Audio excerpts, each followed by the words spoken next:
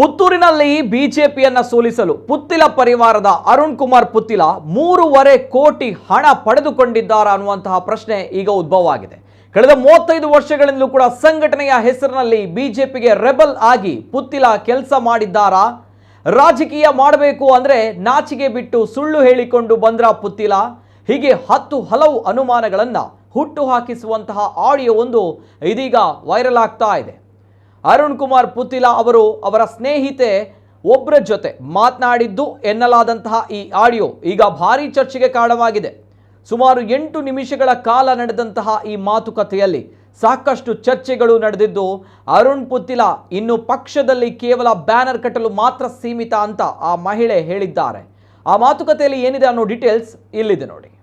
Hello, ಎಂತವೋ ಆಯ್ತಲ್ಲ ನಿಮ್ದು ಕತೆ, ಇನ್ನು ಮುಗೀತು. ಪುತ್ತಿಲ ಅಧ್ಯಾಯ ಮುಗೀತು. ಪುತ್ತಿಲನ ಇತಿಹಾಸ ಇನ್ನು ಆಯ್ತು.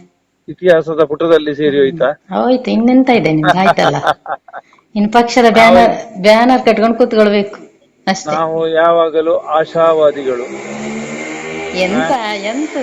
ಎಂತ ಇದೆ ಆಶಾವಾದಕ್ಕೆ? ಇನ್ನು MLA ಟಿಕೆಟ್ ಸಿಗೋದಿಲ್ಲ. ನೋಡುವ ಯಾರ್ದು ಏನು ಕತೆ ಅಂತ ಹೇಳಿ ಗೊತ್ತಾ. ಈಗ MP ನಳಿನ್ ಕುಮಾರ್ಗೆ ತಪ್ತದೆ ಅಂತ ಹೇಳಿ 99 ಜನವು ಯಾರಾದ್ರೂ ಯೋಚನೆ ಮಾಡಿದಾರ?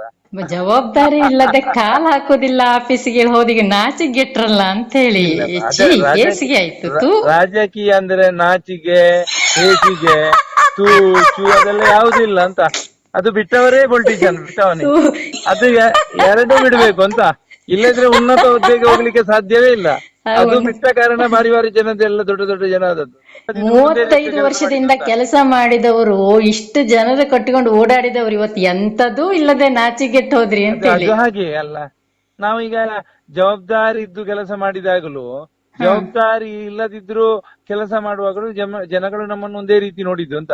ಜನಗಳು ಒಂದೇ ರೀತಿ ನೋಡಿದ್ರೆ ನೀವು ಜನರನ್ನು ಒಂದೇ ರೀತಿ ನೋಡ್ಲಿಲ್ಲ ಅಂತ ಹೇಳಿ ನೀವು ಯಾರನ್ನು ನಂಬಬೇಕು? ಅಲ್ಲ, ನನ್ನ ಹತ್ರನೇ ಸುಳ್ಳು ಹೇಳ್ತೀರಿ ನೀವು. ಮೊನ್ನೆ ಬೆಂಗಳೂರು ಕಾಲವೇ ಉತ್ತರ ಕೊಡ್ತದೆ. ಸಂಶಯಾತ್ಮ ವಿನಶ್ಯತಿ. ಈಗ ಆಗಿದ್ದಿದೆ, ಯಾರ ಸಂಶಯದಿಂದ ಎಲ್ಲರನ್ನು ನೋಡ್ತಾ ಇರ್ತಾರೋ ಅವನು ನಾಶ ಆಗ್ತಾನೆ ಅಂತೇಳಿ ಈಗ ಅಕ್ಷರಶಃ ನೀವು ನಾಶ. ನಾನು ಸಂಶಯ ಅದಕ್ಕೆ ನೀವು ಡೋಂಗಿ ಆಗಿದ್ದಕ್ಕೆ ಕಂಡವರಿಗೆಲ್ಲ ಡೋಂಗಿ ಹೇಳೋ ಶಬ್ದ ಉಪಯೋಗಿಸ್ತೀರಿ ನೀವು. ನನಗೆ ಮೆಸೇಜ್ ಮಾಡಿದ್ರೆ 10 ಮೆಸೇಜ್ ಮಾಡಿದ್ರೆ 3 ಮೆಸೇಜ್ ಡೋಂಗಿ ಅಂತ ಮಾಡ್ತೀರಿ ನಂಗೆ. ಇಲ್ಲ ಹಾಗೇನಿಲ್ಲ, ನಾನು ಹೀಗೆ ಮಾತಾಡಿದೆ. ಚರ್ಚೆಗೆ ಚರ್ಚೆ ಅಷ್ಟೇ. ಅಲ್ಲ ರೀ, ಸುಮ್ಮನೆ ಹಾಳು ಮಾಡ್ಕೊಂಡ್ರಲ್ಲ ನಿಮ್ ರಾಜಕೀಯ ವಿಷಯ. ನಿಮಗಿನ್ ಬಿಜೆಪಿ ಭವಿಷ್ಯ ಇಲ್ಲ. ಇಲ್ಲ ನಮಗೆ ಭವಿಷ್ಯವೇ ಇಲ್ಲ ಅಂತ. ಬಿಜೆಪಿಯಲ್ಲಿ ಅಂತ ಇಲ್ಲ, ಭವಿಷ್ಯವೇ ಇಲ್ಲ ಅಂತೇಳಿ ನಾವು ನಿರ್ಧಾರ ಮಾಡಿದ್ದೇವೆ ಅಂತ. ಹಂಗಂದ್ರೆ ಭವಿಷ್ಯ ಇದ್ದರೆ ಮೊನ್ನೆ ಗೆಲ್ತಿದ್ದೇವಲ್ಲ. ನಿಮ್ಮಲ್ಲಿ ಒಂದು ಅಲಿಗೇಷನ್ ಉಂಟು, ಗೊತ್ತುಂಟ ನಿಮ್ಗೆ? 35 ವರ್ಷದಿಂದನೂ ಅರುಣ್ ಕುಮಾರ್ ಪುತ್ತಿಲ ಪಕ್ಷದ್ರೋಹಿ ಚಟುವಟಿಕೆಯಲ್ಲಿ ಇದ್ದವನು ಅಂತೇಳಿ. ಬಂಡಾಯ, ರೆಬಲ್. ಅದು ಹೇಳುವವರು ಎಂತದಿದ್ದಾರೆ. ಹಾಗೆ ಮೊನ್ನೆ 3.5 ಕೋಟಿ ತಗೊಂಡಿದ್ದಾರೆ ಅವರು ಇವರು ಅಂತೇಳಿ ನಮ್ಮವರು ಹೇಳಿಕೊಂಡು ಬಂದಿದ್ದಾರೆ.